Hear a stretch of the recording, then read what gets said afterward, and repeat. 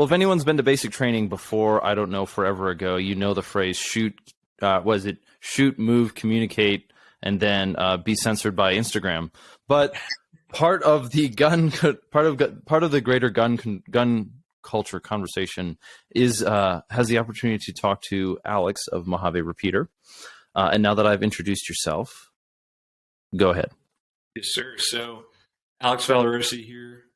Started Mojave Repeater LLC back in 2021, so not too long ago, actually. Part-time owner with my buddy Nate. We were both active duty Marines when we started the company, and now we do this. He's still actually active duty, and I contract on the side while I'm running this company. So, yep.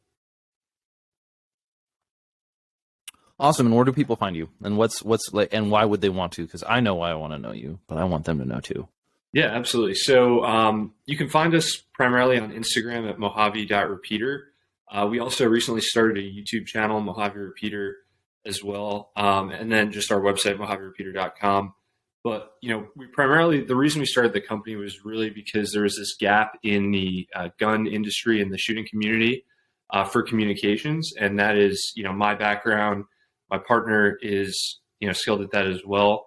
So we wanted to kind of bring that into the civilian preparedness and shooting community at large. So I think that's why most people would want to find us on Instagram. Well, and that's exactly why we wanted to have you on the show. And so if you've gotten this far in the show, you know that we are supported by the viewers. And if you guys want to help out the channel, you can go to redactedllc.com, find our merch there. And yes, you know, if you know what you know and the whole thing goes, good luck with the hidden messages. So without further ado, you and I were just talking a minute ago about one of the challenges that I think gun culture writ large will always be facing, and this is my opinion, but also as you were addressing within the comms world, is a little bit of the what for question, the why behind being capable, because capability typically is pointed in a direction to accomplish a task or solve a problem, and in the absence of a problem being imminent, like a disaster or something, it can be hard to determine what that what for is, unless we're going to talk about something generically like prepper or, you know, just general preparedness, which, I mean, being individually capable is always a good thing, but in specifically the conversation of comms and communications, how would you address that subject? Like, how would you address the value of communications as far as an individual skill set, and how did you come to it? Yeah, so in my military career, a lot of people wanted to know the so what behind it, you know, basically the same question that you're asking. A lot of times we would, you know, integrate new or fancy technologies. And the way that I open my course, all of my training courses that I teach, is that communications are really a tool that exists to enable what you do. It's never the main effort, right? So it's kind of pointless to pursue just fancy technology for the sake that it's cool or interesting. It needs to enable you to accomplish your mission in some way. And so, you know, the question that you're asking is, what is the mission really for the typical civilian that's interested in preparedness? And really what I pose in response to that is, you know, when we practice shooting drills and stuff like that, we may not have a specific mission in mind, but just those skills and practicing those skills, getting comfortable with our tools can, you know, lead us to become more of an asset for ourselves, our family, our friends. And I think that those tools, those skills can apply to any scenario, you know, at large. You know, if you wanted to talk even about some more like generic scenarios, for example, a lot of things that we talk about in the course are search and rescue type situations, right? There might be an instance, I think, where you may be put to the task of accomplishing a mission where you might not need to employ your weapon system, but your communications can be a very valuable asset during that scenario. So I think it's important to just practice these skills in general, so that when you are faced with a scenario that you're prepared to handle that in the most appropriate way. Okay, so it's a little bit of, no one knows the future, and one thing we do know is that things will happen where there may come a time where you would want to have the capability to communicate. Now, we can all look back to like even 2020, 2021 as recent examples for many of us who lived in like cities at the time or wherever, you know.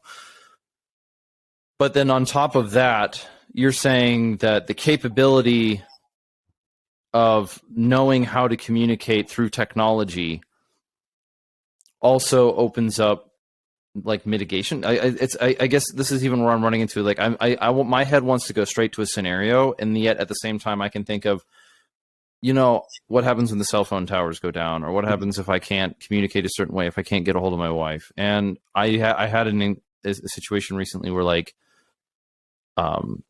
my phone died, and I had no way to get a hold of my wife, and I was like, we were on different sides of the state, and it was like, after a while, it got pretty weird, where it's like, I don't know how to talk to you. Where are you? Are you alive? Kind of thing.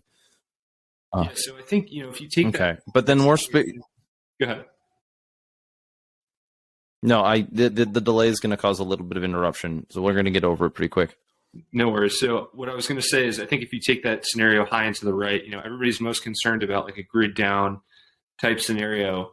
And, you know, in those instances where you might need to, you know, organize with disparate groups or connect with family who are a long distance away, I think that what really needs to be focused on is the planning aspect of things, and just knowing the capabilities and limitations of your equipment and how to use that, how to employ it at the individual level, can help you to, you know, organize your people and to plan to, you know, mitigate whatever that scenario might be. So, you know, because if you go into anything without a plan, I think you're planning to fail, really. Yeah, as the old adage goes, or adage or adage, or however it wants to be pronounced today. So here, let's take a step back then, and let's just say you are, regardless of the scenario, you're in a position where you're starting to build a tribe. You're a younger man or younger woman. You're in your family starting to build a tribe of people that you stay in contact with, whether it's through your church or through another organization or just people you've known for a while. And how would you recommend somebody broach the topic of becoming radio capable, and why they would, both the why and the how? Mm-hmm. Yeah, I think that, you know, if you approach the topic with an interest in preparedness with the person, like, I think everybody can kind of get behind that, you know, idea that we might need to be prepared for a certain scenario. Like, for example, during 9/11, when the phones went down, we weren't able to communicate with our families. You know, my dad was at ground zero and we couldn't reach him for 10 hours during that day. So, you know, him being only a few miles away in New York when we were in New Jersey, we might have been able to communicate with him if we had, you know, known things about radios at the time and had that plan developed. So I think that you can find common ground with people in that regard. And really just, this is, you know, the reason why I love the Baofeng radio. I know it gets a lot of hate on the internet, and, you know, I don't think it's a particularly good plan for, you know, first contact, but what I would say is that it's a great, you know, gateway drug or entry point into that skill set and that community, where you can put that in somebody's hand, and then just showing them, hitting the push to talk for the first time, saying something over the radio, that gets people really excited. And if they're able to do that successfully, and you can teach them some of those skills, then it, you know, it's a snowball effect. They want to learn more. They want to know, okay, this reaches out a few miles. How can I be more capable than that? Yeah, there is a certain magic to being able to use radios effectively for land navigation or just communicating over space. Like, there's a certain magic to it, and some of it is, I think a good dose of it is just movie nostalgia. You know, it's 3, 2, 1. This is 1-7 actual, and you're like, yeah, okay, cool. Bravo 6 is going dark, but you know, we can have a little. There is the fun side to it, but also there's that value in, like, say you're running a convoy, you got 2 people moving in 2 vehicles, and you don't want to be on the cell phones. I knew a person when I was a kid. And they ran a tech company, and they had radios in their cars because this was like cell phones were still kind of becoming a thing. That's how not old I am. And so they were like an early adopter of this like radio system. And then they had and then once obviously it went obsolete when they all had cell phones, but I don't know. I'm not so much worried about the idea of cell phones going down. Actually, that's not the problem. I was in Minneapolis in 2020 and 2021 when the riots went down, and it's not like we lost cell phone service. It's not like we lost the ability to communicate over phones, over emails, over text messages, over phone calls, over Instagram, over Twitter, over Facebook, over whatever people had. You had all these different communication grid, that mesh network, as you want to call it, was so strong that it didn't go down. The problem very quickly became trying to find your person's signal through the noise. Mm-hmm. When you get like 100 text messages in 5 minutes, it's really hard to keep track with it and then prioritize and go, well, who's who and who's what. And so that's not everyone's situation, but radios would have been really helpful for us if we had a secure line to a steady radio where we knew if that went off, that meant something, as opposed to the phone goes bing, and we're like, oh no, is it good or bad? It's nothing. Okay, bing, nothing, bing. Okay, that's something. You know what I mean? Like that would have been helpful, or having an auxiliary way to communicate with each other. Mm-hmm. Absolutely. So that means radios. How would you? What does being radio capable mean? Mm-hmm. Yeah, I think that, radio capable as an individual is really just having the skills and knowledge, seeking out, new information about these technologies, learning about them, learning everything that you possibly can. I mean, we talk about like guns and stuff. People want to know about the ballistics of their weapon. They want to know about accessories and how to build it out to suit a certain scenario, whether that's short range, CQB, or long distance shooting.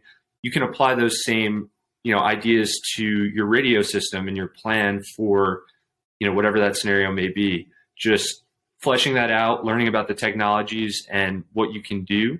I think that that's really being radio capable, more so than just any, particular handheld radio. I think it's just having the skills to employ any radio in a scenario, I think is radio capable. Okay, so if you look at the skill set progression of an individual, we've seen it in like shooting courses where you get like pistol 1, pistol 2, rifle 1, rifle 2, advanced rifle 1, or whatever, right? And there's always it's always described as a progression. You want to get the fundamentals down, and then you start learning more, let's just call them advanced skills, which is more like a stack of fundamentals, which always continues to cycle back to the fundamentals, right? Mm-hmm. I hate when I do that. I got to stop saying, all right. But so we can see this within not video games, but we can see this within like firearm skill sets. You can, whether it's shooting competition, rising through the ranks up to grandmaster or whatever it is. But when it comes to radios, does that same progression apply? Yeah. So we have different disciplines, when you're discussing like communications in general, not just radio. I like drawing these analogies to the shooting community. I think they're, a really easy way for people to digest this. But at the entry level, I think it's important to start with, radio itself, fundamentals in terms of how a wave propagates, right? What's actually happening when you hit the push to talk, and how that data in your voice is encoded over a wave, which is known as modulation. Getting a good bearing on the electromagnetic spectrum to understand, where your radio falls out on that spectrum and how it communicates and what the properties of the different frequency bands are. And then really advancing, once you've learned a little bit about this in terms of analog radio, exploring digital radio options like DMR and P25, which can be secured through encryption, which is something that analog radio lacks. And then taking that, one step further, transmitting data over the radio, whether that's through, let's say, mesh networking or LTE, Wi-Fi, all these different technologies transmit data through radio waves in, much the same way, different forms of modulation to accomplish that and different protocols, but it goes back to the same fundamentals. So transmitting data and then getting into networking. So how do you add computers into the mix, servers, ATAC, and other services that might help you be more capable? I think is a good progression. And, when I teach my courses, I start with RTO basics, and really I've been building this fundamental. I've been trying to build this fundamental within the community over the past year of teaching courses of just really RTO basics. But we're starting to advance as we see radio users get more savvy into our next curriculum, which is going to be C2 systems, command and control systems, which incorporates the networking and the servers and how you can do that. And then adding that other layer of planning for comms on the move, like how are you going to build out your vehicle so that if you have to bug out in a certain scenario, that you have connectivity at all times. So, I think the advancement and the progression is there. And there's plenty to explore. I mean, I learn new things every day. The technology is so diverse and there's so much to learn. So, yeah. It's been probably 12 years since I've taken an RTO basic course. What are the necessary teaching points or the takeaways from if someone were going to take an RTO course, and what can you give them from that today? Yeah, absolutely. So I think what absolutely must be hit. So you have to start with the fundamentals of radio wave propagation, just the science of how it works. Once people understand that, you start to give them the intro, the primer to the electromagnetic spectrum, like I mentioned, show where and how they operate. And then what I like to dive into is the planning factors. So in terms of like PACE plan development, how can you build a resilient communications plan that's not just single threaded, so that if your primary, means of communication goes down, you have multiple backups in that instance. And then getting into like the nitty gritty planning factors of line of sight analysis, studying your area to determine, where infrastructure exists, like amateur radio repeaters that you might be able to leverage in an emergency scenario. And then actually putting that into practice in practical application with, like patrolling, but incorporating communications into that. So just getting a rep at basic radio etiquette. How do we communicate on the radio? Reporting, like how can we be more efficient about communicating? And those things just help us to be faster at what we're doing. Because really, once you incorporate radios into the mix, already what you're doing is stressful. So when you incorporate that extra layer of having to communicate information, it just adds friction to the scenario. And practicing that in, like an RTO basics course, I think is very important. Yeah, and you can definitely tell when a guy's like new at being a team leader, because he's like trying to figure out how to even talk on that like, oh, this is yeah, we're moving to location Bravo, and you're like, oh, okay, cool, yeah, like like I want to call your name, I want to be like, oh yeah, Steve, but it's like, oh, I got to call you, I got to do call signs now.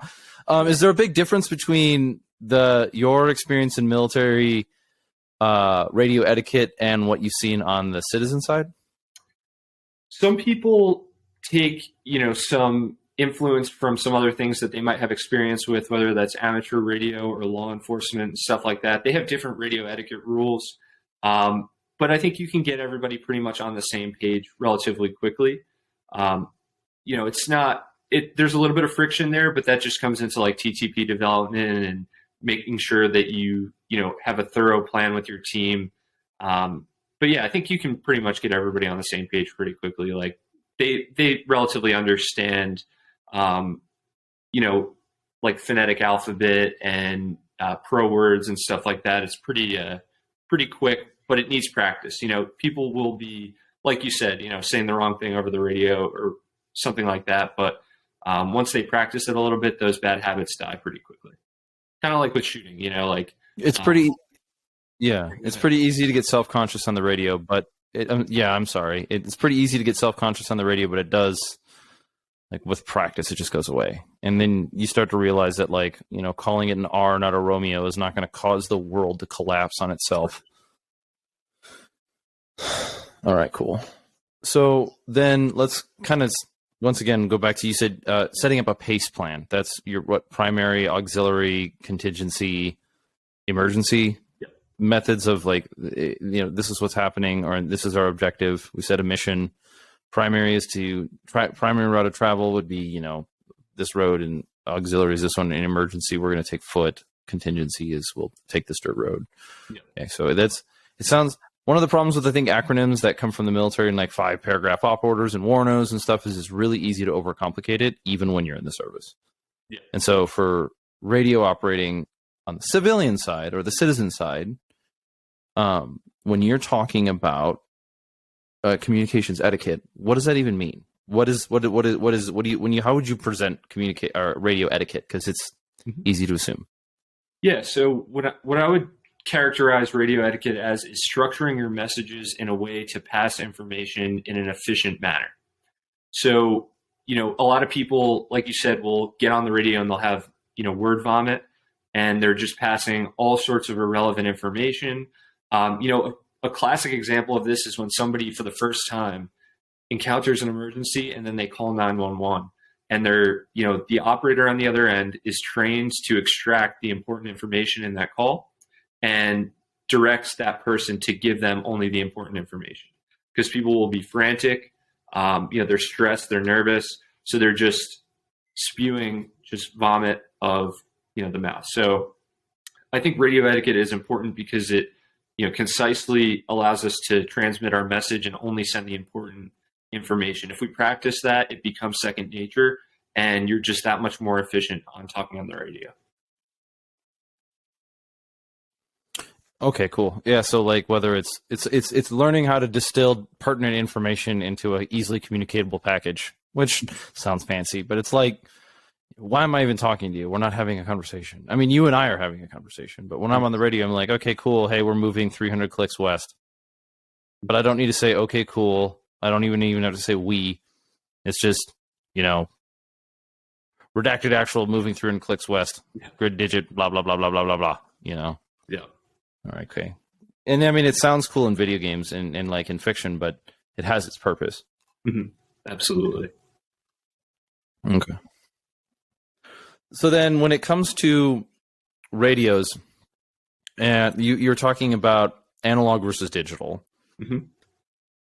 An example of an analog radio would be what? And then what would you consider the limitations of its application within a individual and team unit? Given you have to communicate with other people, but within an individual or a team situation, starting with, I don't have a group of people that I'm connected with, but I just moved, and so I'm starting to get connected with people, or I've got my little posse, my group of friends, my whatever you want to call it. It doesn't matter. My youth group, my church group, my disaster preparedness group, I don't care the term.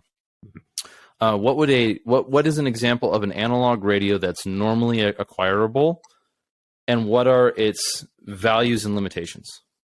Yeah, so your most common analog radio is going to be the Baofeng.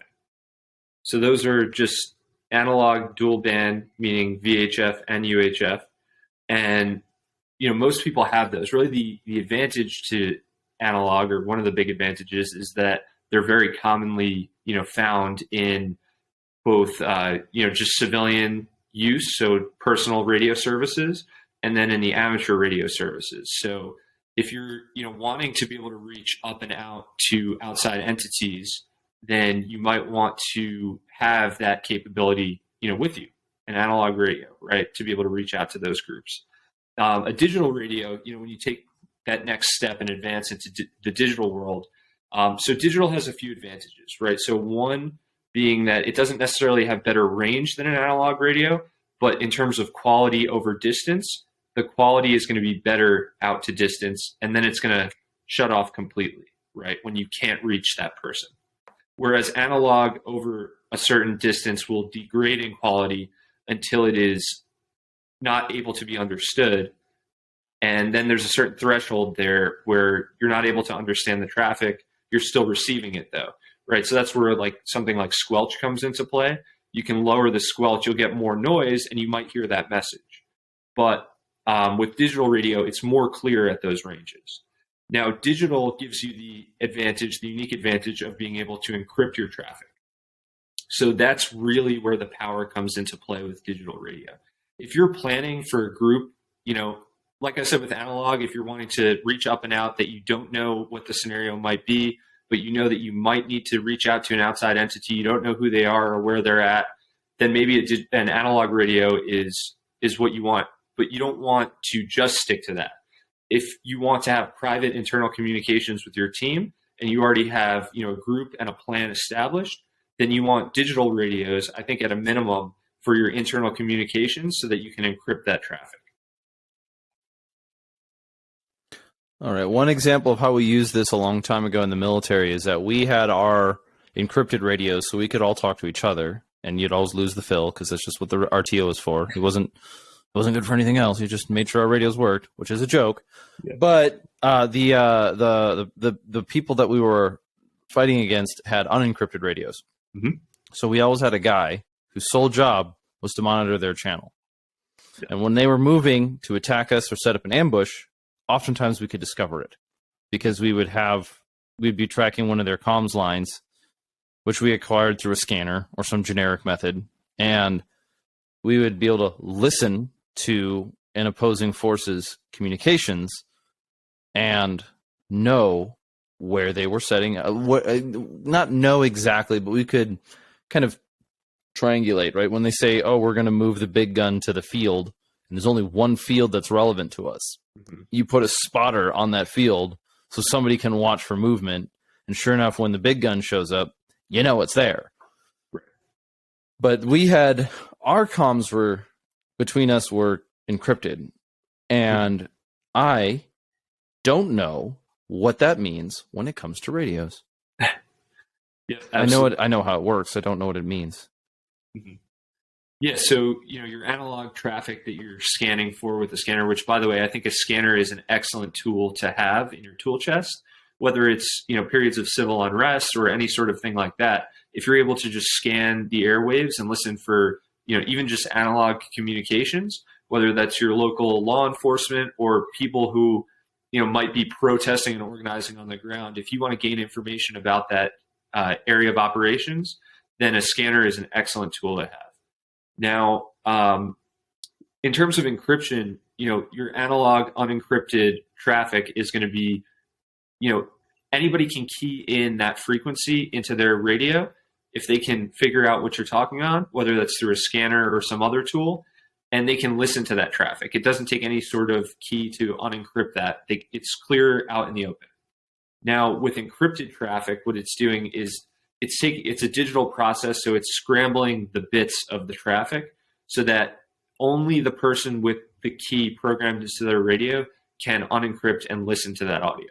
So it's not even something that you could guess at. It is, a high level, cipher to be able to protect your traffic from being heard.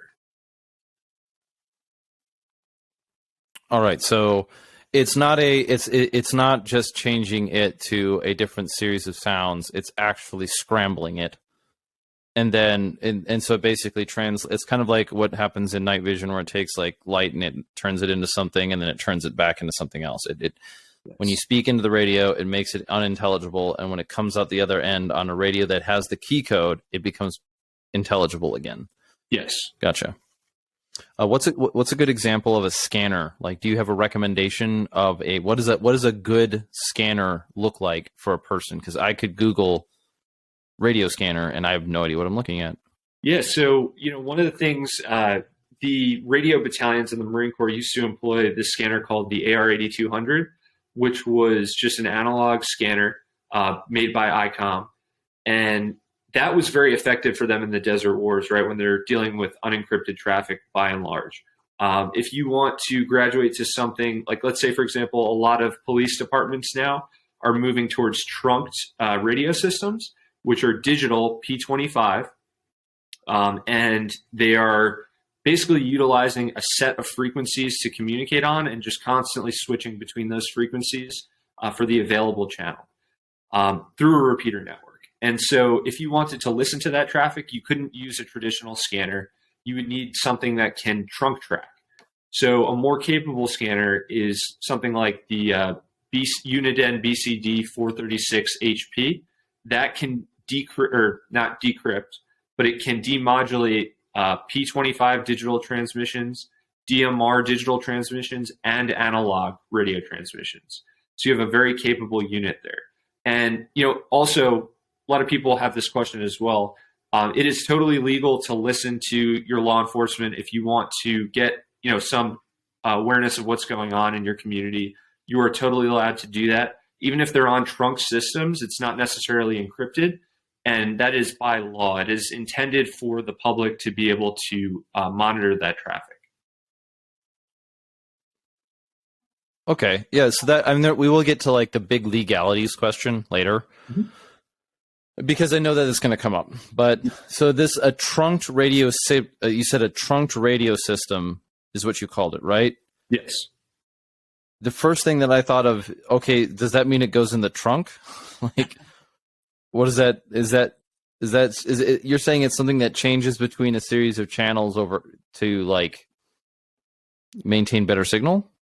Yeah, so a trunked radio system is, you'd see these employed by large businesses.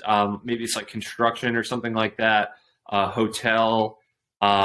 In the commercial realm or in law enforcement, you'd see a lot of police departments using trunked radio systems, counties that need to communicate over long distances. What they have is they have basically a server rack somewhere in a communications closet, and it's got like 6 repeaters in it. And each of those repeaters is set up with a master and then 5 slaves. And the master is basically selecting which frequency is available for that traffic on that channel to go through. So if there's a series of like 20 channels, maybe 5 frequencies or so, it's going to select the ones that are available when that person presses the push to talk. Now, they also have the repeater systems interconnected. So that's why, like, law enforcement and fire, some people might come to me looking for what's called a conventional radio, right? Just like point to point, me to you direct. And they might think that that brings the capabilities that they had in their previous job at their county, right? But the power that the counties have is they have all this infrastructure. So they have towers up in advantageous locations, and all of those towers or repeater sites are interconnected, usually through the internet. So, they're able to have this massive coverage area where their handhelds are either roaming or the sites are all connected through the internet, which is something that, you wouldn't just have with like 1 or 2 radios. Yeah, it makes a lot of sense in that. Like, so a county might have one set of resources, whereas somebody that moves from the county to another position, I don't know whether you move different states or whatever, you're going to have different issues. So you're trying to, so you're consulting for solving comms problems for agencies in let's just use the word institutions. Yeah, absolutely. So in regard to that, usually, obviously, when people move out of the system, right? If they move out of their into another department that's in another state, right? They're going to have to turn that radio in, and they're going to get another radio from the department that they come from. But what happens a lot of times, the big challenge is interoperability. So if they're coming from a county that's VHF, and let's say there's a mass casualty incident that's drawing resources from neighboring counties, and those neighboring counties are on UHF or even a different technology entirely, then that creates a massive friction point in terms of solving that problem for the county. Because they're integrating other resources, and now they're bringing in units with a totally different communications package. So yes, that is correct in terms of like consulting and stuff like that. That is an area where I would be able to provide advice or equipment or whatever it may be to interconnect those units to be able to solve that problem. All right. So what was the name of that scanner you were talking about? The Uniden. Mm-hmm. Yeah, so that's the... What was it called? I don't know the name. Yep, that's the BCD 436HP. And that will track trunk systems, P25 digital, DMR digital, and analog. Nice. So anything short of being encrypted. Correct. Cheers. Cool. So we've got the idea of like a basic analog radio, like a Baofeng is easy because it's like $50. The UV5R or whatever is really, really inexpensive. You see them everywhere. They've got Instagram channels dedicated to the Feng gang and so on and so forth. And it's useful for like just mass communication. And I think one thing we do have to give credit to greater gun culture is that when it comes to brass tacks, we tend to come together. And since so many people have the Baofeng, at least we can I wouldn't say it's safe to assume that everyone has one, but it's at least able to work in a scenario where like, hey, okay, here's the frequency and this is how we set it up. So that would mean when you have an analog radio, what are the necessary skill sets? Because I could get very complicated very quickly. Is it 5? Is it 7? What are the fundamentals? Fundamentals in terms of just employing that radio system, or how do you mean fundamentals? I mean, fundamentals is that I bought one, my friend bought one, we have no idea what we're doing. How do we get started? Oh, yeah, absolutely. I think that's a great question. So what I would encourage everyone to do is really push the capabilities and limitations of that handheld radio. So take it out on exercises and employ it at distance. Within your community, I think it's important to figure out, from my home, how far out that I can reach. I think doing a line of sight study is important, although that may be, over some people's heads. That's something that we do explore in the courses that I offer. But just generally getting your bearings of your environment, whether that's, local amateur radio repeaters, and then actually dropping pins on the map around your home to where those repeaters are located at. That's all public information. So that, if you ever find yourself, like, say, going on a hike, for example, I think you should take that radio with you, plot out where those radio towers are, and then listen to the traffic as you're going for your hike, right? And then just to know that you have now that safety net, that if I need to reach out to somebody, I could reach out to them on that amateur radio repeater during an emergency, while I'm hiking, for example. But yeah, so I would say, and you teach people how to do this in your class. Yep, that's correct. Nice. Yeah, so I would say definitely push the capabilities and limitations of your equipment. Like any weapon, you're going to want to run it wet, dry, in the sand, in the mud, in different environments, whether that's wooded, different climates, desert, winter, summer, stuff like that. Push it out to range, out to distance, and stuff like that. Yeah, I would just say really push the capabilities and limitations and see what you can accomplish with that system. Okay, so we're talking. The first thing we tackled when it came to fundamentals is sort of become situationally aware of the limitations of your platform. Mm-hmm. If I buy I've got my Baofeng UV5R, and that's what I'm going to use because it fits with my budget, whatever. The thing that I'd want to do is probably have 2 of them. And take somebody I know and figure out in my AO, my operating area, my neighborhood, my city, even if that sense, how well it works across range. Now, some people will be concerned with the legality of that because I think there's this myth for those of us who know just as much about radios to be dangerous, thinks that if we take 2 radios and sync them up, because this is where we need to go back to, like, how do I even program a frequency? But we'll get to that in a second. Mm-hmm. And I take it and I go out and I key into my friend, redacted. This is our Mojave. This is redacted, and then lights show up and I'm arrested. What does that work like? I mean, I'm not asking for legal advice, but is that the case? How does this work? Yeah. So will I get in trouble if I key in? Yeah, so I'm not a lawyer. I'll throw that out there. But when you're talking about legalities of radio systems, you have to look at the FCC rules, right? So there are 3 categories that are really applicable to the general population in terms of the rules. There's FCC Part 95, FCC Part 97, and then Part 90. So Part 95 is the personal radio services, which encompass a few VHF and UHF frequencies that might be programmed into, let's say, a radio that you buy from Walmart, right? So those are going to be FCC Part 95 frequencies, and those are generally available for people to use without a license, except for the GMRS service, which you do need to be licensed for, but there's no exam for that. It's just a $70 fee. You pay it online, and then you get your license in the mail. Now, the Part 97 is the amateur radio services. And there's a couple of categories for the licenses. There's the entry-level technician license, which does require a test and a fee. It's generally, it's pretty easy to pass. It's like 35 questions, and you need to get, I think it's a 70% score to pass. this unlocks certain frequencies that you wouldn't have access to in the personal radio services. So you're going to get access to some HF frequencies, some VHF and UHF, and then as you graduate in the license categories to your general level of license, then you have even more access to HF communications.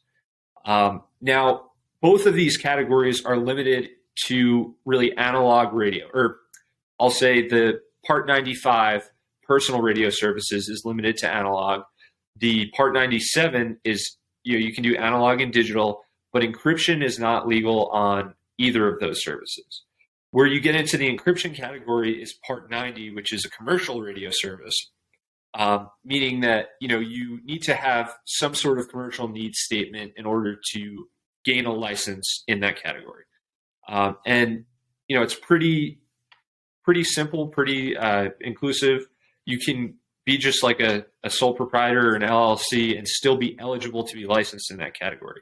That unlocks encryption capability in VHF and UHF frequencies. And I think that's pretty much all I want to share about that. Go ahead. When you talk about unlocks, well, what do you mean by unlocks? Like it doesn't, does it like, what does that mean? So what that means is basically that your license and the rules in that FCC rule part, it's legal. It's allowed. So there is that. Now, the other thing also to consider as well is talking about the FCC certification for certain devices. So if you're talking about like a Baofeng radio, right, it usually carries what's called a Part 15 certification, which is usually for devices like baby monitors and stuff like that are just, not intended to cause interference with something else, just typical like electronic devices that you might find around your home. Now, that also means that it's not certified for Part 95, which is where the majority of people will use it. So is it illegal? I mean, it's against the FCC's rules, but they've never carried out an enforcement, for somebody against anybody for using a analog radio. And this is where, I'm not a lawyer, but they're really not concerned with the individual who's going out and just talking on like a store-bought or Baofeng radio. They're more concerned with people who are causing intentional interference to like businesses and stuff like that. Okay, so is this a fair assessment of you using a radio that you pick up a Baofeng radio? You and I both have radios, and we start communicating because we live in the same neighborhood. It's extremely unlikely, but not. We may be technically breaking a rule, right? Is that what you're saying? Like technically, or not really? Technically, I mean, yeah, just by using the Baofeng, just because it's, not the FCC Part 95 certified, it's Part 15 certified. So that is technically breaking a rule. But, once again, they've never carried out an enforcement against that. Really what they try to do is just stop them from selling it. But they're never going to stop, people from selling Baofengs on Amazon. It's really usually Chinese companies that are selling them on Amazon. And there's hundreds of thousands of them out there. So yeah, I would, but go ahead.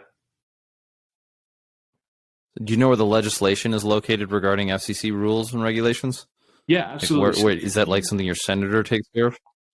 If you go online, you can search for like FCC Part 95, Part 97, Part 90, and then just read through those rules. They're very thorough. My interpretation of them, though, might be different than somebody else or a lawyer's interpretation of them. But if you kind of read through them, it gives you some pretty general guidelines. What I would say for somebody is just stick to the FCC part that you're licensed for. And if you're going to use an unlicensed service, just stick to the rules of that service. And I think that you'll be totally fine. Sounds good. Yeah, it's like a curious subject too, because in some of it, one of my primary fundamental gripes about how gun culture is treated in the American legal system is it's confusing. Mm-hmm. It's just inherently confusing, and it's like and the, I wouldn't say the libertarian in me, but the something in me would say if it requires a degree, and then if it requires a 4-year degree to get to the school that you need to take in order to get another degree in understanding it, it's moot. Mm-hmm. It's just irrelevant.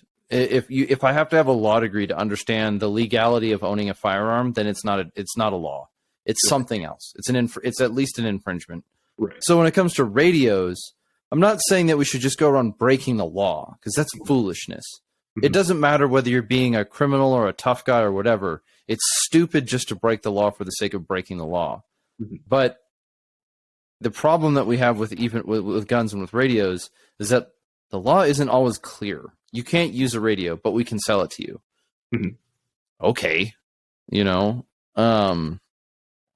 So if you're gonna, you'd suggest for education. I mean, I know you have a course on it, but then also become familiar with the Part 95 law, the Part 97 law, or the FCC codes for Part 95 and Part 97. Mm-hmm. Okay, and Part 90 then deals with encryption. Mm-hmm. So are you like, what is it? When you, is this again the same thing with unlocks, as in like it gives you the permissions to use encrypted communications over the radio? Yes. Yeah, that's correct. So I could go, but you can still go ahead. So how, but it doesn't give you the equipment. And can you acquire the equipment necessary to encrypt your own radio without getting a Part 90 license or whatever it is? Yeah, absolutely. There's plenty of places that, you can buy the stuff online from radio resellers. And, even then, if you control the secondhand market on eBay, you still can easily find tons of, secondhand equipment that has the capability to do encryption, like E.F. Johnson 5100 radio. That's a P25 digital radio. If it has the encryption capability, you can find those on eBay. Motorola XTS 5000, you can find those on eBay plenty. So yeah, the equipment is out there, and you can get the equipment there. It's, as far as I know, there's no rule that says you can't own the equipment. But yeah, basically, if you want it to be fully within the compliance of the law, then you should get the license to be able to operate that equipment. And the way that you present it is, it's not terribly difficult to get one. Mm-hmm. Okay, that's good. I mean, it's good to know, because I would like to. I would like to continue down that road in the future. With the so you got like you're recommending like the E.F. Johnson. I'm pretty sure I've used an XTS 5000 in my life. I almost guarantee you I've used them before. Yeah. Do they have a screen, or they're like the flat face ones? Okay, they do have a screen. Yeah. So there's multiple. Usually with radios, more in the professional series of professional world, you'll see like 3 different models. One will be just like a totally blank, like usually no screen, no buttons and stuff like that, just a channel knob, right? For somebody that you don't want to be able to like screw with the configuration. Then there's one with a screen and like an up and down button, and that's it. And then the third model 3 usually is the one that has the full keypad and the screen on it. So you'll see a variety of those out in the wild, and yeah. So if you've got an E.F. Johnson and I have a Motorola XTS 5000, can we both encrypt our channel and communicate with each other? Yes, absolutely. So what you need to match up when you're talking about radios and radio models is the protocol that radio is using. So if it's a digital radio and it's on P25, which the E.F. Johnson and the Motorola are both P25 radios, then they'll communicate. If you have another radio that you introduce that's DMR, for example, like a Hytera or certain other Motorola models, then they won't communicate with the P25 ones. That you'd have to bridge those networks through some other means. But if you go down, typically people like the road diverges at this fork between P25 digital and DMR digital. So people might choose to pursue, one technology over the other, but they're not intercompatible.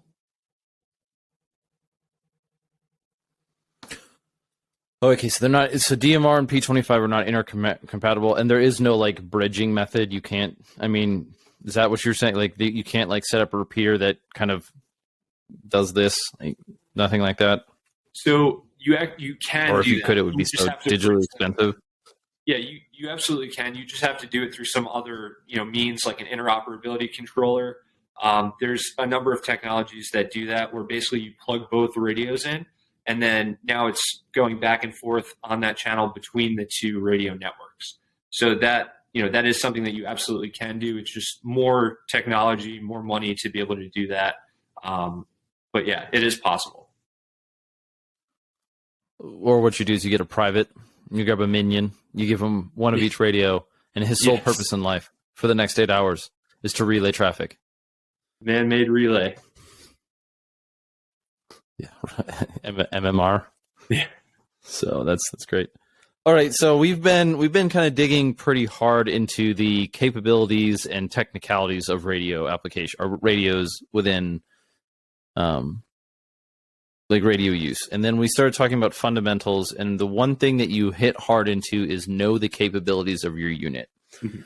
So when I'm thinking fundamentals, I'm thinking, draw, how to shoulder a rifle and engage from different positions, like sight picture, trigger squeeze, something like that, right? And then, so when I'm thinking fundamental radios, what was going through my head was, how do you plan a frequency? How do you, I don't know what else you do. How do you make the radio not make noise when you don't want it to make noise? Mm-hmm. Another question that would be very useful for, I think, the end operator is how to integrate a radio system into a kit. How would you recommend if somebody's using, we're going to stay on the Baofeng level, and then we're going to go into the digital level in a minute. But if I have a Baofeng radio and I'm using, what accessories should a person have if they own a Baofeng 100% every time? Yeah, absolutely. So in terms of accessories, there's a few things that you're going to need to get really started. You're going to need the radio itself, a push to talk, so you can get something from like Disco 32 for around $100. There's multiple vendors for push to talks as well. You can get any sort of adapter, but Disco makes a pretty good push to talk. Then you're going to need your COM-enabled hearing protection. So the push to talk is just the button right on your chest. And then the hearing protection is going to give you the microphone and the audio. And then you're also going to want, really, I recommend this to pretty much everyone, is cattail antennas. So it's a flexible, body whip antenna that you can weave into your kit, so that if you're talking about just, short range inter squad communications, I think it's a great option to be able to get that antenna up and out of the way and still be effective for you.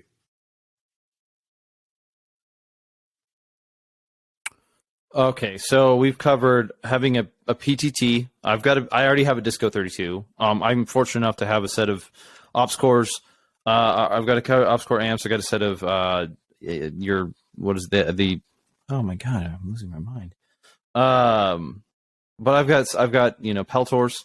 Mm-hmm. And so that's fine. If I don't have either of those, is there a cheaper way to get into comms? Because both of those are $1,000, maybe $500 if you're okay. Is there a cheaper way to get into a comms enabled headset? Yeah, for sure. So these are a set of just walkers, razors. Now, I believe a gentleman on Instagram, Covert Arms, I think it's covert.arms on Instagram, but he makes an adapter to adapt this with a microphone and a push to talk. So, if you want to get in at like a very cheap level, I think his adapter is like $35. These might be $60, and then the radio itself is going to be probably about $50, for the entry level.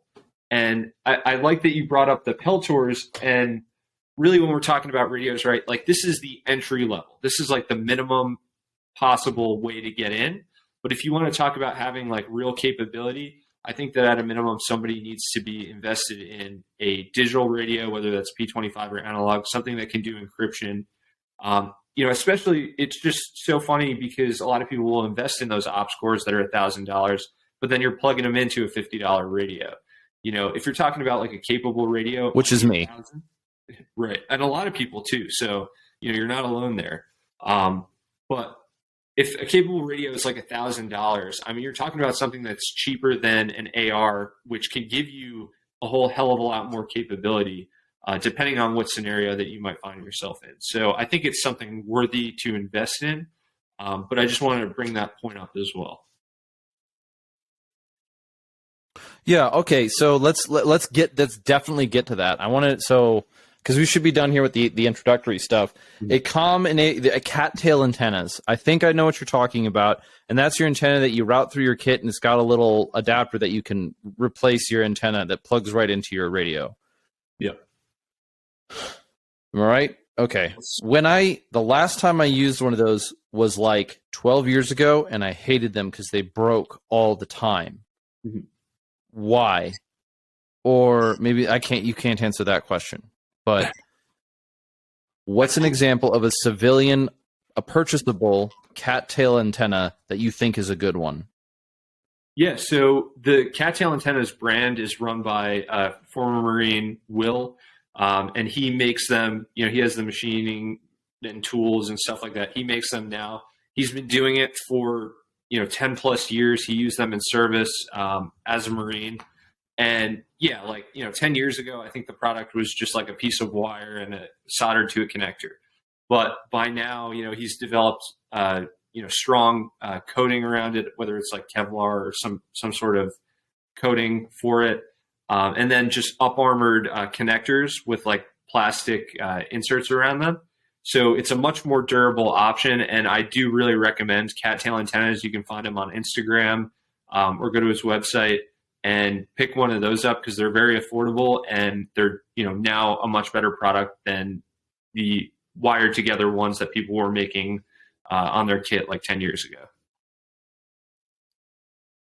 Yeah, I think the ones that we were using overseas were put together in the field. They're field expedient, and they would work for a couple of missions, but inevitably they started breaking. Given Ranger Bat does stupid things like fall out of buildings and garbage. So cattail antennas is the brand, and if any one of the listeners goes off and picks up some of their stuff, make sure you let Cattail know that Mojave sent you because it's not my fault. I don't claim responsibility for anything he does.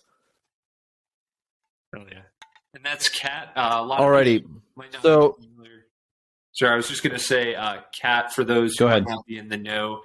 That's Cat CAAT as in Combined Anti-Armor Team. Cattail. I would have spelled it wrong. Yeah. Oh, all right. So you got the knuckle dragger like me now, which with all my books, look how smart I appear. I've got a good headset, but I don't have a good radio, and now I've got a group of people that all want to get good radios together. What are we looking at? What's a suggestion?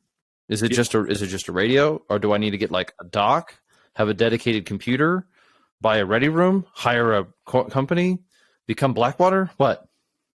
I think you got to start with the radio, but I could go crazy with suggestions on how to build out your home and your vehicle, to enable that connectivity. But really, if you're just starting with the radio, the path that most people will approach it diverges on the radio technology, whether it's P25 or DMR. So that's really like when people are ready to take the next step from the Baofangs and move into the digital world, you either have P25 or DMR, and they each have their own capabilities. The waveforms themselves are designed in a different way, the way that they actually transmit the information. But if you're going the P25 route, I would take a really good look at the Motorola XTS 5000. Those are secondhand, radios. They're end of life by Motorola, so that is a decision point for some people. If they want to buy something that's got a warranty with it, then you want new equipment. But if you want to just get a cheap secondhand radio, then you can get a Motorola XTS 5000. Now on the DMR side, shameless plug, I do sell DMR radios. I sell Hyteras. And those are probably the best quality option in terms of DMR that you can get right now. And that's going to be new equipment. So it's going to come with a warranty and stuff like that. But I think those are two good entry points into the digital world of radios that are very respectable for somebody to get on their kit. Yeah, because I've used embitters and I've used Motorola XTSs in the past. But whenever I use those, I had a dedicated comms guy. I could fix them if I had to, but we actually had a guy who just did that. So that sounded great, but now I'm looking at the maximum level of my capability is actually going to be myself right now until I find you where you live, kidnap you, and buy you a house in the city, and then make you live here. And then you got to change your name to like Sonoran Repeater or something like that. Oh, now people know where I live.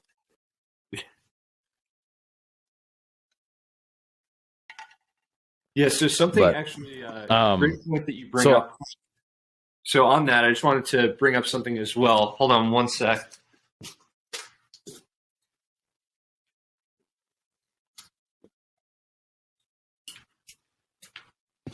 So if you're your own, backup plan for now or something like that, what I think that people need to do when they add that radio to their kit is to develop their own, like smart pack. When you talk about having to rely on yourself to program that radio to know all of its capabilities, it's good to have like a one-page cut sheet that you can laminate and then stick that in an admin pouch on your kit that has all of your radio programming steps on it. Because, when the shit hits the fan and you're getting stressed out, even the most simple task can become daunting. So having those steps written out, I think, is important, as well as, a listing of the frequencies that you're going to communicate on or might be relevant to you. Something like this is something that I sell as well. But I am extremely humbled to have become, a partner with these guys. This is the Tools Manual, specifically the Tactical Communications Handbook. And you might be familiar with this for like the small unit tactics handbook, basically, that is very prevalent in the Marine Corps. But they also, make this communications handbook. And I think this is something that is relevant to a lot of people that are getting into radios, because it includes a lot of, common radio tasks and, coordinating instructions and stuff like that in here that is very valuable to, your standard operator. That's that. I like the. What is it? It's a book. It's your. It's something that you can pick it up off of eBay, Amazon. You can. What's the name of the book again? Yeah, so this is something you can only get on my website. This is the Tactical Communications Handbook from Tools. And I think it's a great resource. It's, it's like, and really just like, even aside from just having that, I really encourage people to go develop their own like small cut sheets that they can store in an admin pouch with their radio, so that they're not just, everybody's got an admin pouch, but we store like snacks and dip in there, right? Like, actually bring something with you that's going to make you more of an asset when the shit actually hits the fan. So. Okay, cool. So that's something that handbook provides basically a startup key. How do I want to like go through and processing all my mental barriers that I got to get through just to get my radio up again? Yeah, it's got other than find me the RTO and have them fix my stuff. Right. Yeah, radio basics. There's like antenna construction and antenna theory and all sorts of stuff like that in there. That's very important to know when you're exercising your radio. Cool. That's so we've kind of gone down. You made the argument, or you gave two examples of digital radios. One being the P25, which would be the XTS 5000 series. And then going the other route, which would be the DMR route, which you're recommending the High Terra, and I know you sell them on your site. Is that fork in the road? Is there a way that you could go down the P25 route and not be forced into an expired radio?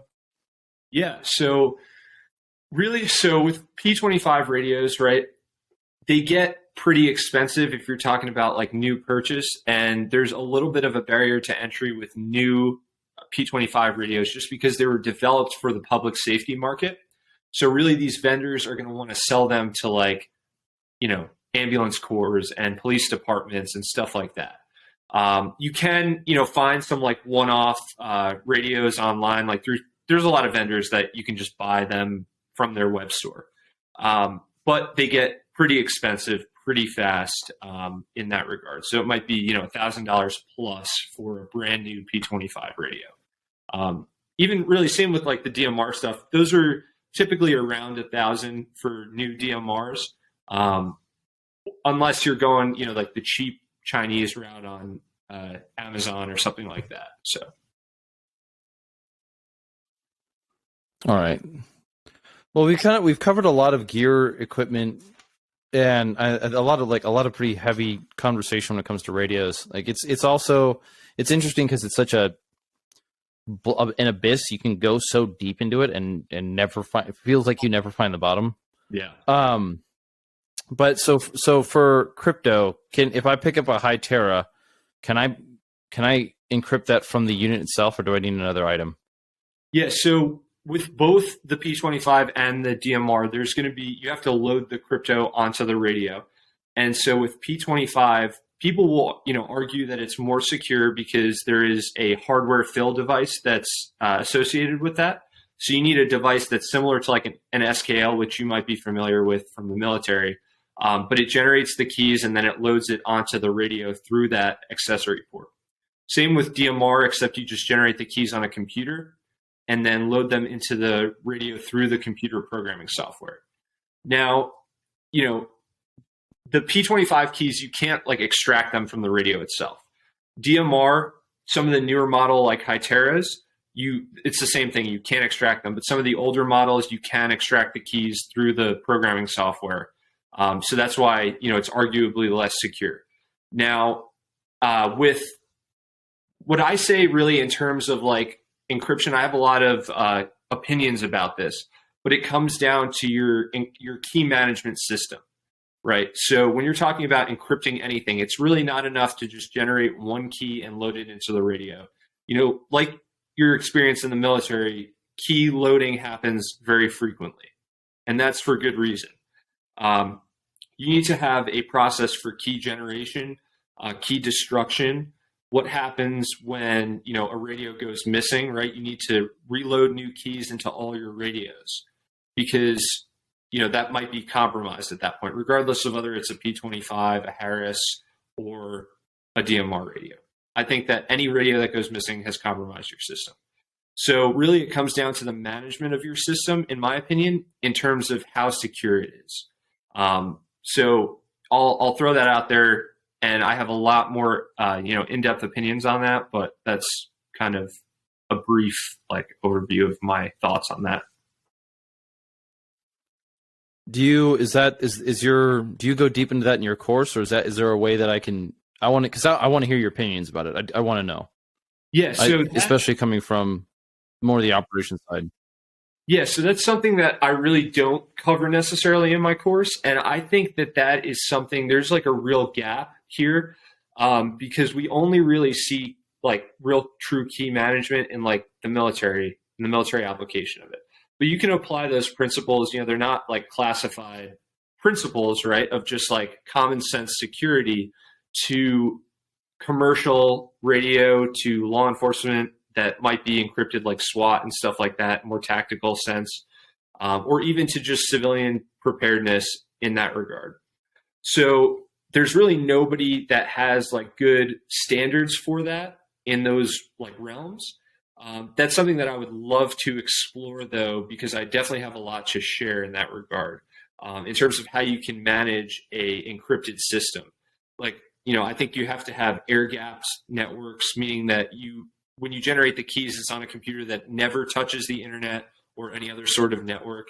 You have to secure that in some way, manage the security of that computer, manage the issuance of all your radios and the turn in of all your radios, right? Like those sorts of things I think can enhance your security. But there's really no good standard for that in like the civilian world. No, there's certainly no good standard. I don't know. Is there even like a standard within, say, law enforcement? You said there wasn't a standard within law enforcement and military. It's just most prevalent there. Yeah, there is absolutely a standard in the military. RSOP. Good. I hate this delay. Our standard in the military was mostly the responsibility of the officer corps and the RTO, which was he controlled all the radios. He controlled all the fill. Anytime we went out to do anything, you'd get your radio from the RTO. He would he'd distribute them amongst the team leaders. We were a small enough unit that we didn't have to worry about individuals holding on to radios at any given time. So we just go down and pick up a radio from the RTO, and one for each team leader and one for the squad leader, and we'd go. And then we'd bring him back. And he had some system of managing it, which is even more complicated now that you're dealing with an airtight system, because you'd almost need a Faraday bag at this point, or a Faraday cage. Right. Or, a security vault, something to that effect. Right. I think, you need to have, expiration dates on your keys. Like if something, goes out for a long period of time and comes back, like at that point, how long are you going to be comfortable with that leaving? I think that there's a lot of factors at play there for sure. It gets, pretty complex pretty quickly, but there definitely needs to be a custodian, in my opinion, to manage that system. If you're talking about just like a network of people, and then like, when you do develop that airtight, air gap system, if somebody needs to like get crypto, right? Like they always draw from the custodian, and that's a manual process. Like the radio is loaded at the site, right? It's not like you transfer those keys over the internet, which is something that you could do in like a P25 or a DMR network. Is like you can transfer those keys, right? But you wouldn't do that in like a proper key management system. If I run a company and I need to establish a secure radio-based comms channel throughout my team, and it's all above board, we'll just make that assumption. Yeah. Can I hire you as a consultant to solve that problem? Yeah, I mean, I would be happy to discuss it anytime, of course. Okay, I'm not thinking about myself right now. I'm thinking about people we know. People within this, within gun culture writ large, is there are other people who are in that. I know there will be people that I will encounter that are in that position, and I'm not in that position at this moment. But when I am, I'm looking for who will I get a hold of. Right. Okay, it's good to know, because I mean, it's a system where I don't want to like reinvent that wheel. I have ways that I would run crypto. Yeah. I know how to run my own crypto. I know how to play the social game of keeping information where it needs to be. But when it comes to radios, I'd like to be able to defer to an expert. You bring up an excellent point. Alrighty. I'm gonna just keep going. Yeah, so I just wanted to bring up one more thing about that, because you bring up an excellent point, right? So in regards to like, let's say an individual who just knows how to run crypto and stuff like that, right? What I like to say about security is that like security is basically an illusion, right? And speed is security. So when you're talking about, like, let's say guys that are bringing like Baofeng radios to the front line in Ukraine, knowing full well that those are unencrypted radios, right? They're mitigating their security risk through TTPs. That's all happening, at the operational level. So, in that regard, yes, if you understand the limitations of that you don't have the capability to build out a fully fleshed out encryption or crypto management system, but you mitigate that in some way through TTPs, like let's say not sitting on the receiver for too long, moving every time you transmit, then that also develops security in that regard. So, just something to think about. And I think that's an excellent point that you bring up as well. Yeah, it is unfortunately the duty of the end user to be capable and cognizant of the limitations of their system. There's plenty of, that's the one challenge that I think Ukraine has reminded a lot of people, is that you can't afford to be lax when your opponent has the capabilities that you do. Whereas when you're in an asymmetrical conflict, your best advantage is to take advantage of the incapabilities of your opponent. So, it sounds fancy, but it's a little rough. I want to like kind of make a bit of a segue into the expanding nature of what comms capable can mean. I got into the military right before ATAC really became a thing. I never saw it while I was in the military, but about a couple of years after I got out, I started seeing it, and it was like, I remember hearing about it. I remember hearing about the Harris radios and the connection to it. I remember. I think I was the last team leader in my company to use an embedder. Mm-hmm. And by the time I was getting out, while I was ETSing or whatever it was, ACAPing, I don't know the damn term anymore. We were starting. I was watching the guys, the newer team leaders take the Harris radios and start figuring them out. Mm-hmm. And then we didn't even have ATAC at the time, and now we have ATAC, and that is an entire new world for me, in the sense of I can get it in concept, but how I run ATAC on my kit right now, and I run it on my plate carrier, and I run it for it was extremely useful when the riots hit, because I could at least have a map there, and I could, okay, this route is closed, and I know where this is safe, and this is not safe, and this building's on fire, and this building is on fire, and this building has been put out, and I could just boop, and I could tap it, and but I didn't have any way to transmit. Mm-hmm. Is there a way to solve that? Yeah, absolutely. What is it? If you, like, let's start at the entry level, right? So if you're employing that system offline, just by yourself, that enhances your capability to, be more situationally aware in, be more efficient in regards to developing TCMs on your ATAC, on your individual device, and stuff like that. It's more manual because you're still relying on, like, reporting of other people's locations. Go ahead. What's a TCM? Right. So I forget sometimes to spell out acronyms, but TCM being a tactical control measure, whether that's like something like a no-fire area or some other means of controlling the battle space. Like, you only want to stay in this one area of operations. Now, that can give you a lot of situational awareness, but it still is a manual process because you're relying on reporting coming in of other units and then manually plotting them on your map. If you want to now connect, the most simplistic way to do that would be through LTE on the phone, right? So I now have LTE service on my iPhone or Android device, whatever's running ATAC, and I would connect to a server somewhere, and the job of the server is to interconnect all of my disparate devices. Now, that process can happen. It doesn't have to be just through LTE that's providing the service to the phone.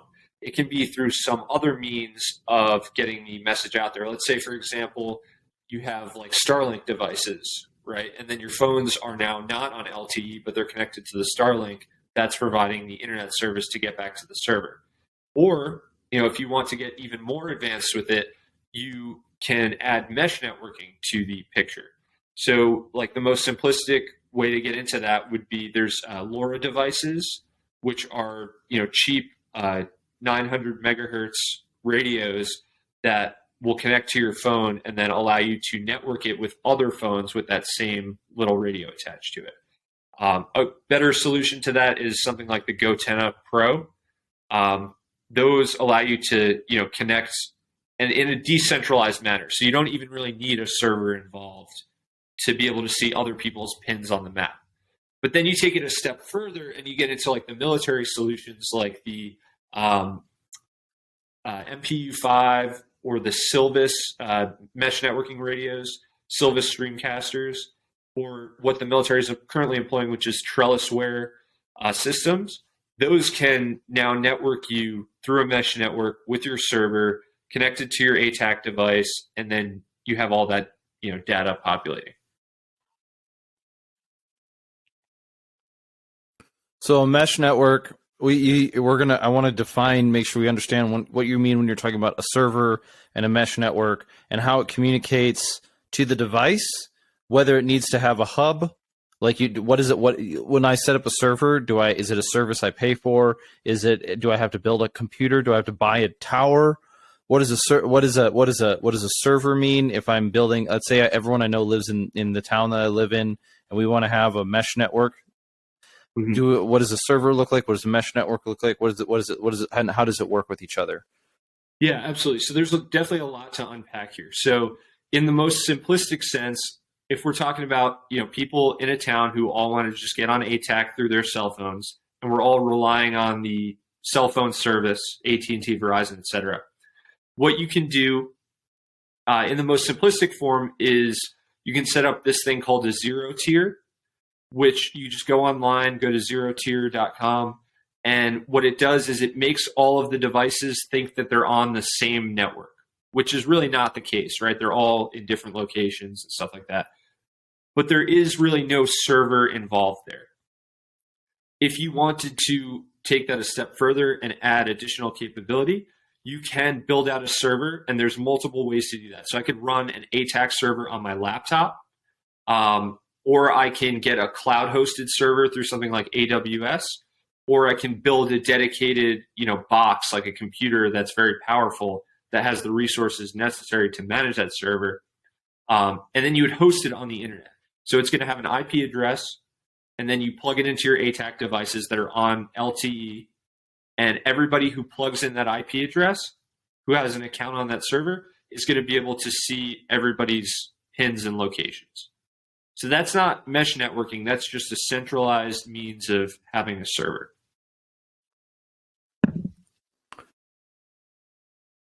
What's the cost of entry for a functional server that you think is above board and not stupid and a waste of time because it doesn't work? Yeah, so, if you really just want to get your feet wet, you can host it on your MacBook. But what I would say is I would recommend that you explore virtual private servers. There's some hosts out there like DigitalOcean or AWS, Amazon Web Services. Those are a good place to start. Now, what you're having to do there is, though, rely on their infrastructure. A lot of people want something that is in their own home that they can manage themselves. And for small networks, I really like the Intel NUC. It's NUC. And that computer, it's just a tiny little computer. It's like the size of an Apple TV. And it's a decently, powerful machine, but it's good for small networks that you want to deploy quickly. It's very lightweight, so you can, take it with you if you want to set it up somewhere else. So I do like the Intel NUCs a lot for that, for experimentation and small networks. All right. So then the difference between a server and a mesh network is? Right. So when you get into mesh networking, you can effectively eliminate the server because you're now moving to a decentralized network. So a mesh network relies on radios, right? And the difference between a mesh and radios are point to point, right? So I might be point to many points, like I'm talking to a group of people on the radio, right? But the signal is going from my radio to their radio, and it stops there. Now with a mesh network, what's happening is my signal is going from my radio to somebody else's, and then if somebody else is within range of them, but not within range of me, it's forwarding that traffic along to them. So every node has multiple endpoints, and the message is hopping constantly between all of those points in the mesh. So it's incredibly powerful because the more radios that you add to the mesh, the stronger it gets in terms of speed and then range for your message to reach out to. All right. So mesh networks are limited to a location. You have to be able to build the mesh. Right.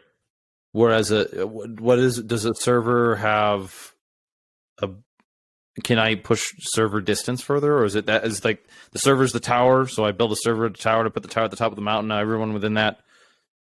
Is this how it works for like a ATAC system? Well, so when we're talking about a server, we're talking about having it connected via the internet, right?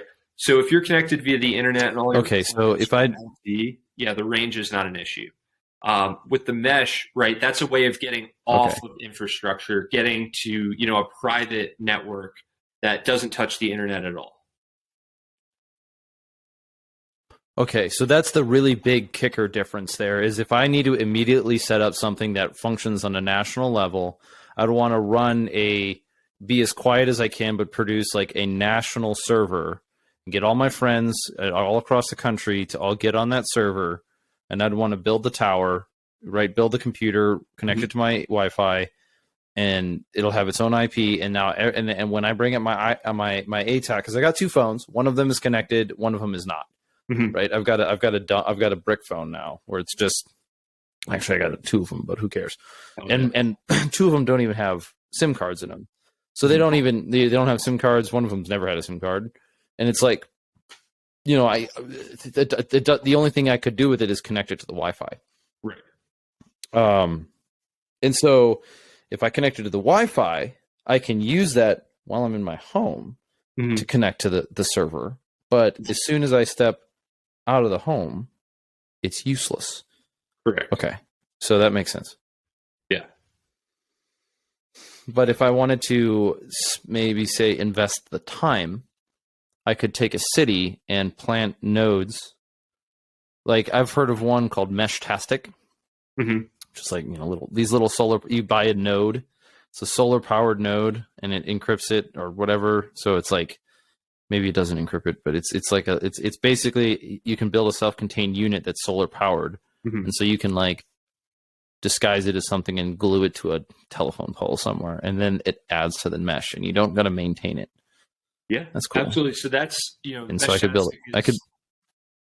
Yeah, those are like the LoRa radios. It's the same thing. They run the Meshtastic software. You can do the same thing with a Go10 Pro or even like a Persistent Systems MPU5 or a Silvis Streamcaster. You can hook them up to, you know, solar or whatever, like you said, hide them up somewhere. And yeah, you can interconnect a whole city if you do the planning properly. Okay, so I'm at a situation here where I've got ATAC. I've got ATAC. Does ATAC on the Android communicate with ITAC on the iPhone, or are they like no touchy? So they can. Do you know? We did a course. So we did our C2 systems course out in Vegas, and we did get, we had some users with iPhones and stuff like that when ITAC actually had just dropped at the time. And we were able to get them all to communicate through the server. But I will say that ITAC is very, very fresh right now. It's underdeveloped. There's not a whole lot of plugins. Well, there's no plugins at all, actually, for it. So, you know, the ATAC on Android is a much better, much more capable solution as of right now. Okay.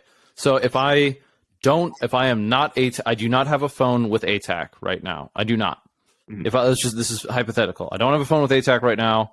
I'm currently an iPhone user for my normal communications because it fits into the ecosystem of all of my other computers, and I haven't switched over to a fully whatever. And I want to buy a ATAC dedicated phone so that when I need to use it, I can take my SIM card out and put it in the other phone, and it'll run all the stuff. And that's the plan. What would you recommend a minimum reasonable operating system or phone to purchase to operate ATAC? Yeah. So what do you think the cost of entry is?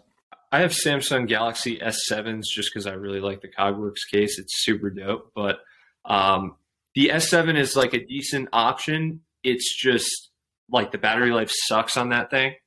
I think the S20s are a much better option. So I think S7s, S9s, and S20s are great choices. But, you know, if you're concerned about privacy and stuff like that, it's running your standard Android operating system. Something that you might want to consider is running like a de-Googled operating system so that you kind of eliminate all those Google services from the phone. So when you connect to Wi-Fi, your phone's not spying on you and stuff like that. So. Yeah, that'd be kind of nice because I've got an S7 in a Cogworks case right over there. They are great. I've got a iPhone 12 in a Cogworks case somewhere over here. Those guys are great. They are good people. And so de-Googling is a subject that we maybe shouldn't get into tonight because I think that's going to be a long talk. Because I mean, gosh, but it's an important subject. I really do. I think being able to separate yourself from that, as much of that information as possible, is probably a really good idea. For those of you, for the people who have been listening to the show episodic, the one that's going live right before yours, the one that would have gone live, is Peter Johnson of Archway Defense, who is pretty big on. He's done a good job for me, making it a palatable and enterable subject, as opposed to like, well, you need to become invisible, digitally invisible. It's like, dude, that's not possible. Yeah. I can't be invisible, but he made it really achievable.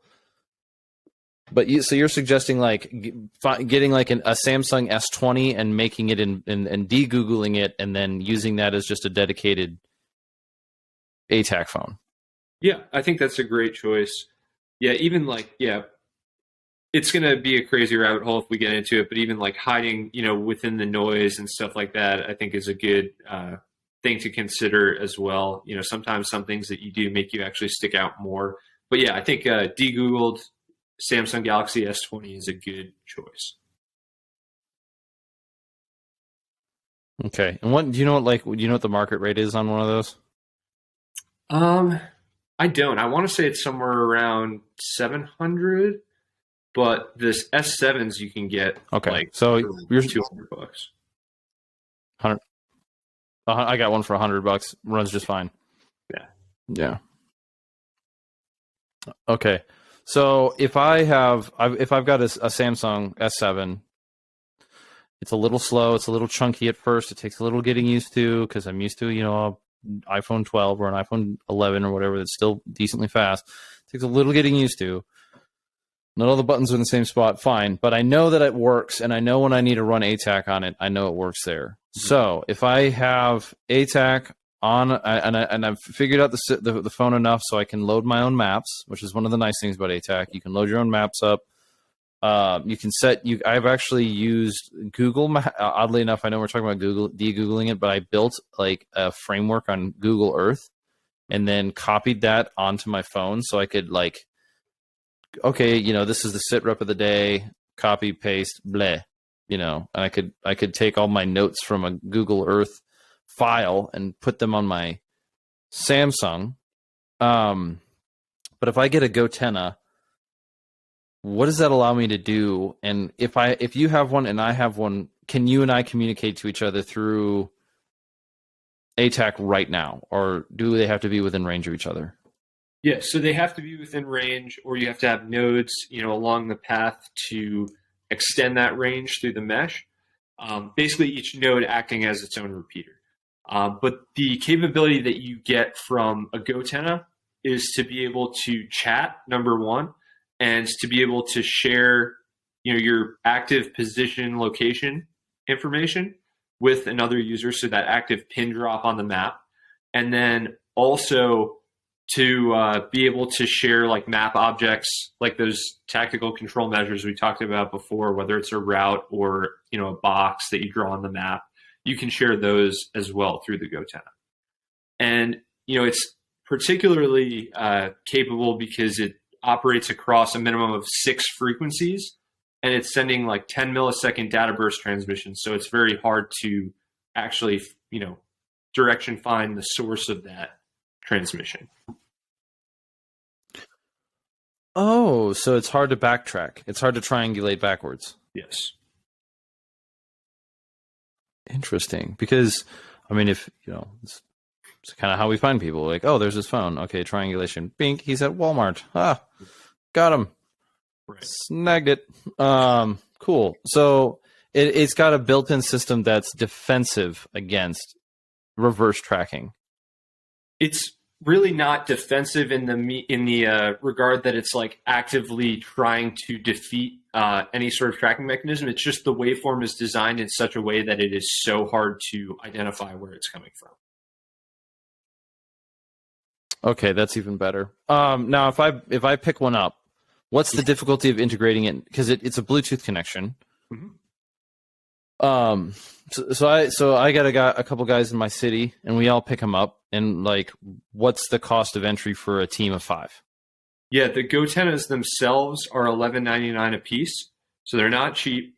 But that's really the only cost, is just buying one radio for each person, and then all you have to do is Bluetooth it to the phone, download the ATAC plugin, and you are good to go. It's very easy to set up. We're talking about $1,199, not like $12. Yes, sir. Okay, because you're like, oh, it's $11.99. It's not cheap, and I'm like, I confuse. You confuse me so. All right, so that's a system that it's like a long-term investment for a group of people, and they've been around for long enough. They've got a support network. You're not worrying about buying it and going obsolete in 6 days. Yeah, absolutely. Okay, cool. Moving on with repeaters, because that's something that I want to be able to do is get a group of people and integrate them all via a GoTenna system so we can all be connected. What's the average range on a GoTenna? So it varies a lot depending on how you employ it, but I would consider your average range to be approximately what you can get with a handheld radio from point to point. And then as you add nodes to the mesh, it's just going to double that range, each time basically as you add more nodes. So I like it's 2 miles. Let's just say it's 2 miles. So then if I got somebody who's within 2 miles of me, he can send it to somebody within 2 miles of him, and our network can grow that way. Or I can set up a little LoRa piece somewhere out in the wilderness that will between us that will keep us connected. And then as long as it's within that mesh, which is I'd want to expand that mesh over time, I could have essentially an active feed of my location within the team as long as they're connected. Yeah, which is going to take time, but then it goes back to why. Absolutely. Yeah, so for range, I'll peel back the onion a little bit too. So because I know everybody hates like the "it depends" answer. If you're in like an urban environment, your range might be like half a mile. If it's a very a dense city, or a few blocks, right? Or if you're going down the avenue, it might be a little longer. Now, if you're in like a more open, let's say a suburban environment, you might get a few miles out of it, like 2-3 miles. And then if you're in like wide open terrain, you're going to get like 6 miles, right? And you could even do better if, let's say, you go up on high terrain, like the top of a mountain, you might get like 10 miles, stuff like that. So, just depends a little bit on the environment, but that's kind of a rule of thumb for where you're working in. Do you see the let's just say the hiding of the mesh network style connection, like mesh network development as being a much more common? Because we saw something like maybe 10 years ago, the whole geocaching thing was a thing where people were hiding little messages to each other and pillboxes and burying them under rocks. Yeah. So that is becoming very, very common. So there's, the Meshtastic network, which all sorts of people are employing. They're building these little Meshtastic radios and they're putting them up in their cities to expand the coverage for the entire, group of people. Like whoever wants to use them can use them, right? To extend their mesh. Another thing that we're seeing, so there's like Wi-Fi stuff, like there's this thing called the Helium network, which is basically a Wi-Fi mesh. And that is tied to like a cryptocurrency or something like that. But these technologies are being developed and advanced and utilized, very, very much so in the current age that we live in. Like, I think Wi-Fi mesh networking is something that we're seeing now that wasn't really around before. But there's, a lot of devices for that, like Ubiquiti and stuff like that. Cool. So it sounds like a pretty long follow-on conversation. It could be. Or maybe behind closed doors. Redacted after dark. But so let's close up with one last sort of let's go into one last subject and then call it a night. You sell on you sell a thing called a lunchbox, which to me, being radio semi-literate, looks like a personally owned repeater. Yep. And the purpose of a repeater is to extend the range of your comms. It's an analog system, mm-hmm. But to extend the range of your communications through a node, which is most often stationary or in military application up on a bird. Yep. And so that node is something that how would I get the concept, but what was your thought process in designing that, and where is that going to be used? Yeah, so basically the thought process, so me and my friend that I started the company with, right, we started messing around with these Baofeng radios, and then we kind of just said, I in the military employ the retrans site, which is when you put two guys up on a hill and then they man the repeater up on the hill. So I was like, okay, there's got to be a way that we can develop some sort of technology like that for Baofeng radios. So that's where the idea came from. And, it's just a simple analog repeater. It's actually a relay device. So what it's doing is it's recording your transmission and then retransmitting it over the net. So basically you hear the transmission twice, right? The recorded transmission and then the relay after. So it's basically just effectively doubling your range. The advantage, you can gain two advantages with the repeater. One is power and two is line of sight. So line of sight being the most important thing in radio. As you put that on a higher elevation, you just get better line of sight to be able to make your transmission. So if you're in a bad location, you put that repeater up on a hill, then it's going to extend your range, either over that hill or out to wherever you need to reach. So really the thought process was to just develop something that can give you a line of sight advantage because it's pushing the same power output as your radio. So it can effectively just double your range on a Baofeng handheld radio. So going back to some rudimentary terms, power isn't necessarily the amount of energy the battery is expelling per use. It has a little bit more to do with the full capabilities of the radio. And line of sight is important because radio waves, the waves do not travel very well through physical surfaces. Exactly. Yeah, okay. So power being the transmit power of the radio. And then, if there's any obstruction, so we say line of sight, meaning what I could physically see, right, at a distance.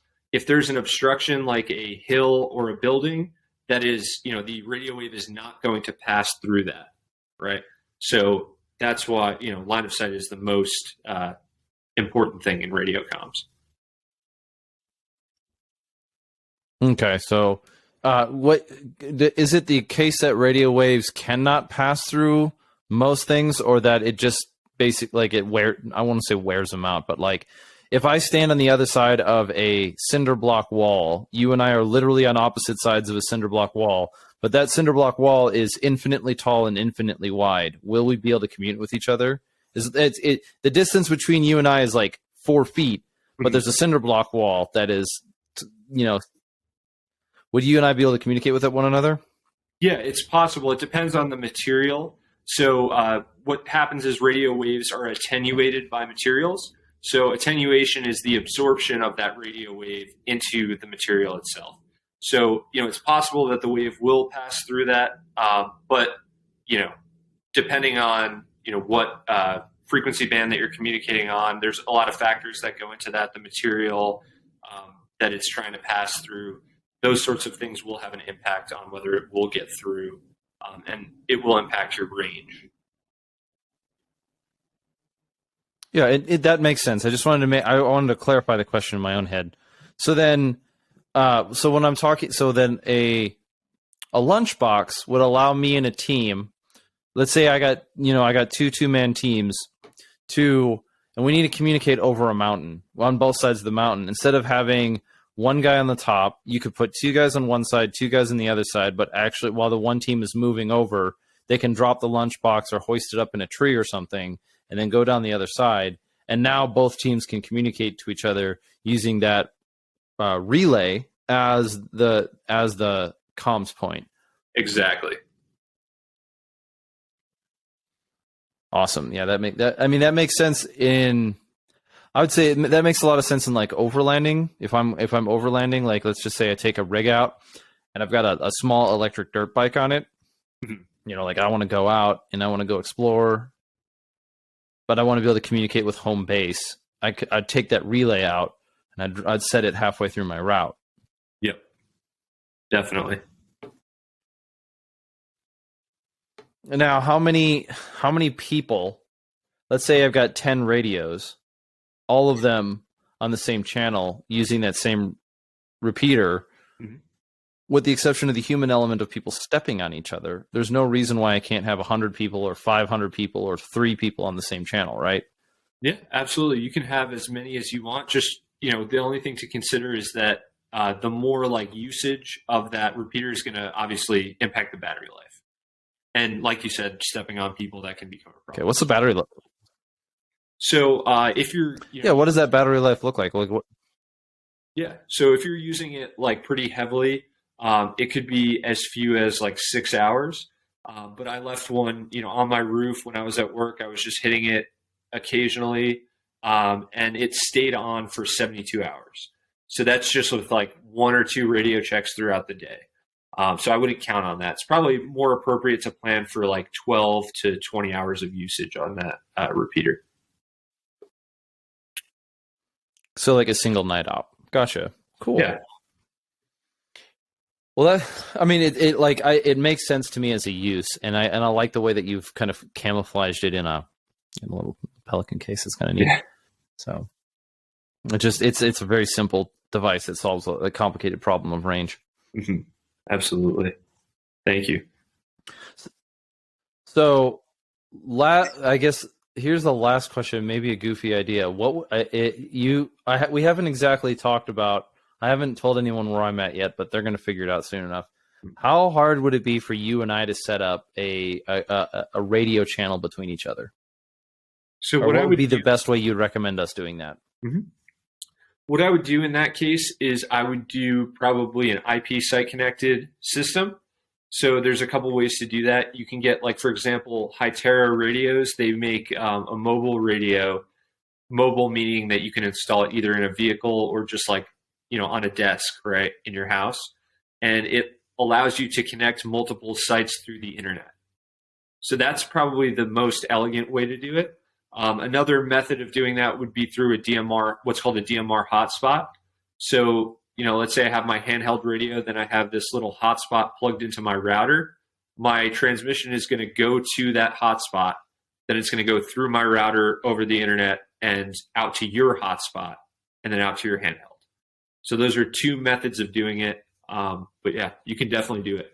If you wanted to set up a repeater, it would be, a lot harder because that's a very, very long range to cover. But, there are ways to cover that range. Like if you were using HF communications, which is designed for, long haul comms, like across the country or across the world.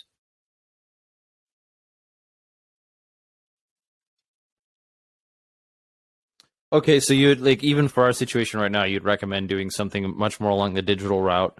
And then, because that would work for me too. I moved away from Minneapolis, and I'd love to have a comms channel with some people back home, or even across the country.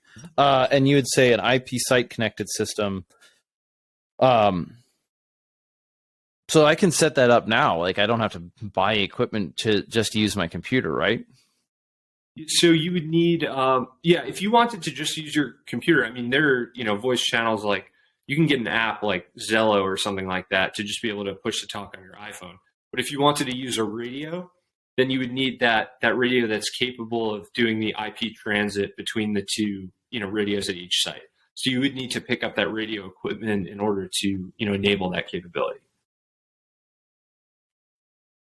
And then that goes without saying. Then if I were to try to find a way to turn my Baofeng, build a node in my house, turn my Baofeng into a way to communicate to that, to have it communicate to you, to have it communicate to a radio in your hands, would either be more expensive than it's worth or just not worth its time. But I could simplify that system into like your Hytera combined with a node, and then we could have an IP-based comms channel that allows me to connect that Hytera to that comms channel through my phone as a Bluetooth. And then that's internet connectivity all the way through?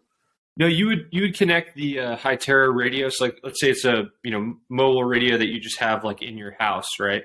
You would connect it to your router in some way. So probably just like through Ethernet.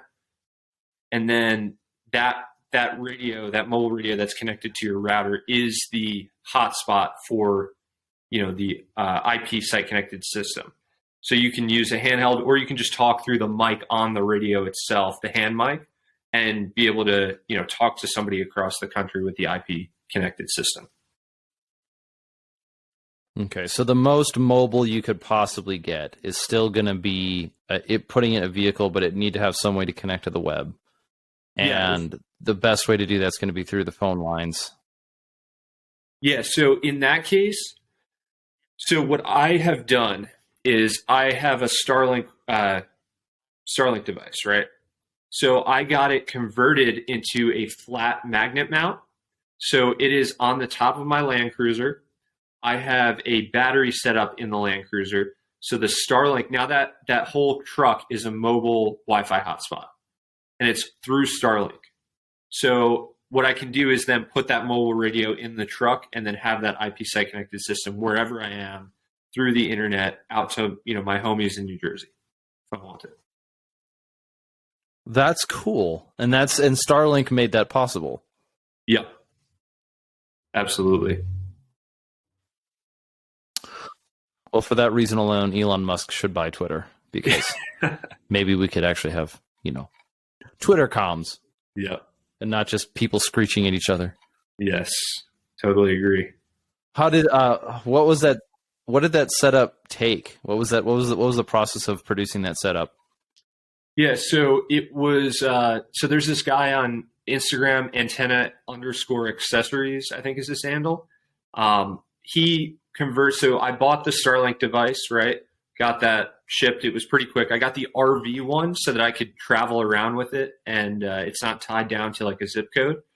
So got the RV one, brought it down to this guy. He's in Torrance, California. He cut up the dish, did like a vacuum formed mold on it and put magnetic feed on it. And then, it was pretty simple overall. And then the battery setup is an EcoFlow power kit. And I just, bought that. I have a flat plywood base in the back of the Land Cruiser, and I just screwed it down to the base. And it's pretty simple, honestly.